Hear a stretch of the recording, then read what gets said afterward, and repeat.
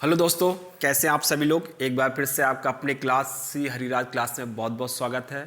मित्रों, अभी हम लोग पढ़ रहे हैं बौद्ध धर्म, और बौद्ध धर्म के अंतर्गत पिछले वीडियो में हम लोगों ने पढ़ा था बौद्ध धर्म से संबंधित ग्रंथ। तो उसी प्रक्रिया को आज बढ़ाते हुए हम लोग आगे चलते हैं और देखते हैं बाकी के बौद्ध ग्रंथ।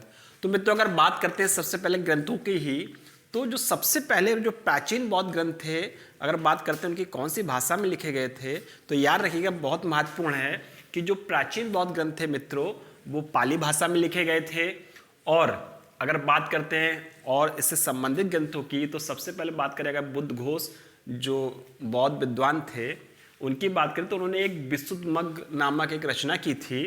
और ये जो रचना थी ये मुख्यतः हीनयान शाखा से संबंधित थी।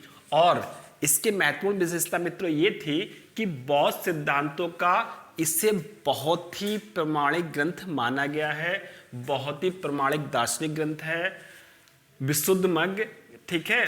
और अगर बात करते हैं इसके बाद की, तो बात करते हैं बौद्ध धर्म के धर्मेत्तर साहित्य की, मतलब जो बौद्ध धर्म से संबंधित इतर लिखे गए हैं धर्मेत्तर साहित्य, तो उसमें जो सबसे महत्वपूर्ण मित्रों नाम आता है वो आता है जातक कथाओं का, ठीक है।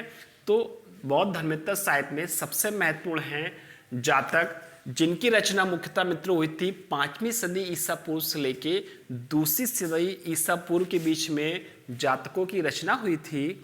और अगर जातकों की ही बात करते हैं तो ये इसलिए महत्वपूर्ण है क्योंकि 5वीं सदी ईसा पूर्व से लेके 2री ईसा पूर्व सदी तक के बीच की जो भी सामाजिक और आर्थिक जीवन से संबंधित जानकारी थी मित्रों, वो हमें इससे ही प्राप्त होती है, ठीक है। अगर हम इसके बाद की बात करते हैं तो और भी आते हैं साहित्य, जैसे दीपवंश, महावंश। तो अगर बात करते हैं मित्रों दीपवंश की, तो दीपवंश है वो 4वीं सदी में लिखा गया है। महावंश की बात करते हैं तो ये 5वीं सदी में लिखा गया है या रचित है, ठीक है। आगे मित्रों अगर बात करते हैं दिव्यावदान की, तो भी ये बौद्ध साहित्य है। इस साहित्य में महत्वपूर्ण राजाओं के संबंध में कथाएं वर्णित हैं, ठीक है मित्रों।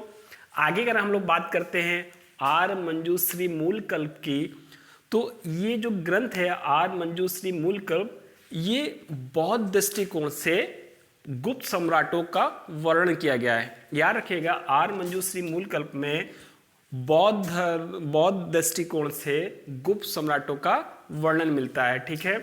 इसके बाद बात करते हैं मित्रों महावस्तु और ललित विस्तार की।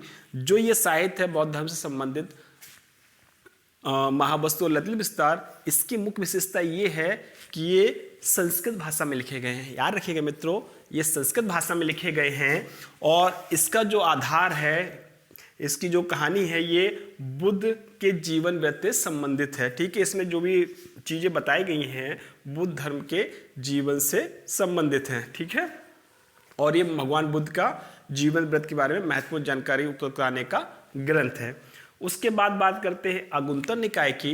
तो मित्रों अगर बौद्ध धर्म के दृष्टिकोण से बात करें तो उस समय के जो 16 महाजनपद थे उनके विषय में जानकारी प्राप्त करने का अगुंतर निकाय महत्वपूर्ण ग्रंथ है। इसमें 16 महाजनपदों के बारे में बहुत ही अच्छे प्रकार से जानकारी प्राप्त होती है, ठीक है।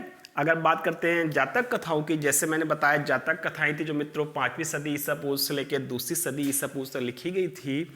और इसमें उस समय की 5वीं सदी ईसा पूर्व से 2री सदी ईसा पूर्व के बीच की सामाजिक और आर्थिक जीवन से संबंधित महत्वपूर्ण जानकारी प्राप्त होती है। और इसके साथ साथ भगवान बुद्ध की प्राचीन जो पूर्व जन्म की काल्पनिक हैं चीज़ें, उनके विषय में या पूर्व जन्म के संबंध में हमको जानकारी प्राप्त होती है, ठीक है। अगर बात करते हैं जातक कथाएं, तो जातक कथा में तो सुक्त पिटक में दी गई हैं। और अगर सुक्त पिटक के साथ साथ बात करते हैं कि इनमें जो सबसे महत्वपूर्ण जातक कौन है, तो मित्रों याद रखिएगा जो खुद्दक निकाय है वो सबसे प्रसिद्ध जातक है, ठीक है। अब बात करते हैं एक और ग्रंथ की, प्रज्ञा पारमिता।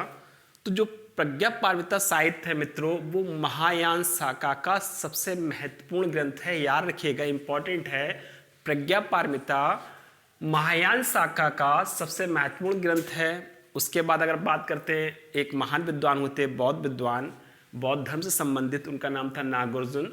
ये जो नागार्जुन है इनका एक अन्य नाम मिलता है भारत का आइंस्टाइन, इन्हें भारत का आइंस्टाइन भी कहा जाता है। और इनके विषय में एक आपने उपन्यास जो ग्रंथ मैंने पढ़ा था लास्ट टाइम, बताया था आप लोग को, मिलिंद पनु। तो जो मिलिंद पनु है वो नागार्जुन और राजा मिनांडर के बीच में वार्तालाप का वर्णन मिलता है। फिर इसमें ही मिनांडर बहुत सारे प्रश्न पूछते हैं नागार्जुन से, और जब सभी प्रश्नों का जवाब मिलकर वो संतुष्ट हो जाते हैं तो अंततः वो बौद्ध धर्म को स्वीकार कर लेते हैं। तो मिलिंद पनु में नागार्जुन के वाद विवाद और जो मिलिंद पनु में जो राजा हैं उन्होंने बहुत सारे प्रश्न किए, और जब उनका समाधान हो गया तो बाद में उन्होंने राजा मिनांडर ने बौद्ध धर्म को स्वीकार कर लिया। आगे बात करते हैं मित्रों अश्वघोष की। तो ये बौद्ध धर्म से संबंधित बहुत महत्वपूर्ण विद्वान रहे हैं, और ये 4वीं सदी में जो चौथी बौद्ध संगीति हुई थी उसमें इन्होंने बहुत महत्वपूर्ण भूमिका निभाई थी। और ये अपने समय के बौद्ध संगीतकार, धर्म प्रचारक, दार्शनिक, नाटककार और कथाकार थे। मतलब इतनी बहुमुखी प्रतिभा थी, इसके कारण इनकी जो तुलना की जाती है मिल्टन, वॉल्टेयर और कांट की जाती है, और ये उनकी याद दिलाते हैं क्योंकि ये भी अपने समय के जो भी विद्वान थे मिल्टन, वॉल्टेयर, कांट बहुमुखी प्रतिभा के धनी थे। इसके बाद बात करते हैं मित्रों बौद्ध धर्म से संबंधित जो सबसे प्राचीन संप्रदाय है वो आता है थेरवाद। तो थेरवाद है सबसे प्राचीन समुदाय है बौद्ध धर्म के अंतर्गत। फिर आगे बात करते हैं मित्रों दिक्नाग की। तो दिक्नाग को मित्रों न्यायशास्त्र का जनक कहा जाता है, याद रखिएगा, दिक्नाग को न्यायशास्त्र का जनक कहा जाता है। वहीं अगर भगवान बुद्ध की बात करते हैं मित्रों तो भगवान बुद्ध को तर्कशास्त्र के जनक के रूप में जाना जाता है। ठीक है, इसके बाद मित्रों एक और नाम आता है चंद्रगोमिन। जो चंद्रगोमिन थे ये व्याकरणाचार्य थे, दार्शनिक थे और कवि थे। ठीक है, अभी जैसे कि मैं बात कर रहा था महावंश की, तो जो महावंश मित्रों 5वीं सदी में रचित था, और महावंश में भारत और श्रीलंका के इतिहास के संबंध में बहुत महत्वपूर्ण जानकारी प्राप्त होती है। ठीक है, इसके बाद बात करते हैं मित्रों महायान संप्रदाय की। तो अगर इसका पूछा जाए उदय कहाँ हुआ था, तो इसका जो उदय हुआ था मित्रों महायान शाखा का वो आंध्र प्रदेश में हुआ था।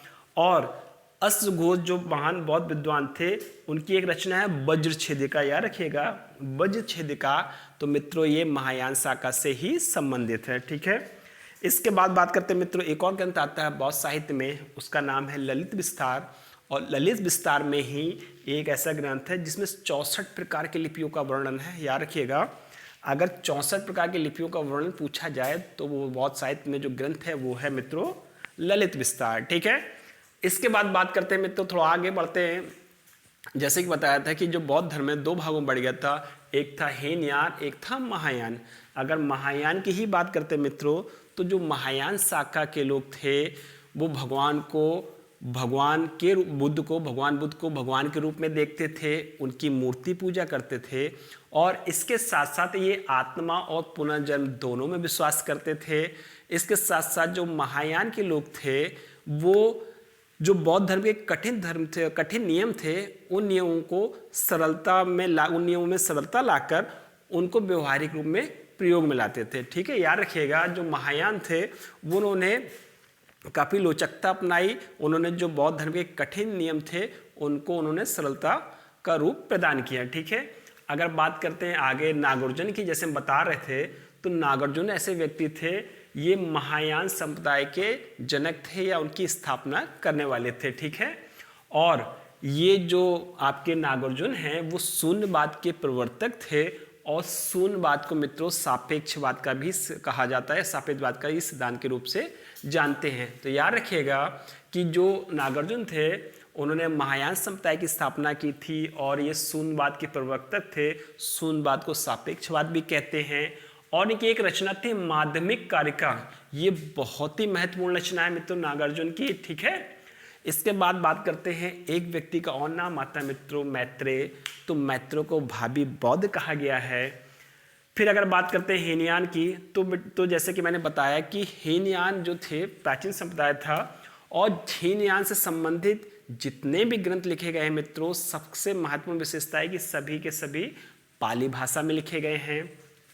और हीनयान की बात करते हैं, जैसे कि मैं पिछले वीडियो में बता चुका हूँ, जो हीनयान शाखा थी वो भगवान बुद्ध को भगवान के रूप में ना देखे मित्रों, एक महापुरुष के रूप में मानती है, और उनकी मूर्ति पूजा नहीं करती है, और उनके जो सिद्धांत थे जितने कठिन थे उतनी कठिनता के साथ आज भी उन नियमों का, उन सिद्धांतों का पालन करती है हीनयान शाखा। लेकिन अगर वही महायान की बात करते हैं तो जो कठिन नियम थे, जो पद्धति थी, उन्होंने उनको आसान बनाकर उनको व्यवहारिक जीवन में उपयोग में लाया। ठीक है। और अगर बात करते हैं महायान की, तो जो महायान की शाखा के लोग हैं वो परोपकारी हैं, दूसरों का भला करने में हमेशा तत्पर रहते हैं। ठीक है। अब बात करते हैं मित्रों अगर उपासक की, तो उपासक मित्रों ऐसे व्यक्ति कहलाते थे जो बौद्ध धर्म को अपनाते हुए गृहस्थ जीवन व्यतीत करते थे, तो वो कहलाते थे उपासक। ठीक है। आगे बात करते मित्रों, एक नाम आता शंकराचार्य का। तो जैसे कि मैंने पहले बताया कि बौद्ध धर्म में विज्ञानवाद और शून्यवाद दोनों का बहुत अच्छे से प्रचार प्रसार किया गया, उसकी व्याख्या की गई। और शून्यवाद और विज्ञानवाद से शंकराचार्य बहुत ज़्यादा प्रभावित थे, इसलिए मित्रों शंकराचार्य को प्रच्छन्न बौद्ध कहा जाता है। ठीक है। तो मित्रों ये था आज का टॉपिक, भगवान बुद्ध और उनकी शिक्षाओं पर आधारित और उससे संबंधित ग्रंथ थे। आज ये बौद्ध धर्म से संबंधित मित्रों आखिरी वीडियो है। जितने वीडियो थे उम्मीद है कि सारी जानकारी आपको इन वीडियो में प्राप्त हो गई होगी। और मित्रों आप लोगों को अगर आज का वीडियो पसंद आया हो तो आप सभी लोग से प्रार्थना है, रिक्वेस्ट है, हमारे वीडियो को सब्सक्राइब करें, चैनल को लाइक करें, अपने दोस्तों में शेयर करें। तो मित्रों आज के इतना बहुत है। अगली बार नए वीडियो और नए चैप्टर, नए अध्याय के साथ फिर मिलते हैं। तब तक के लिए धन्यवाद। Thank you very much.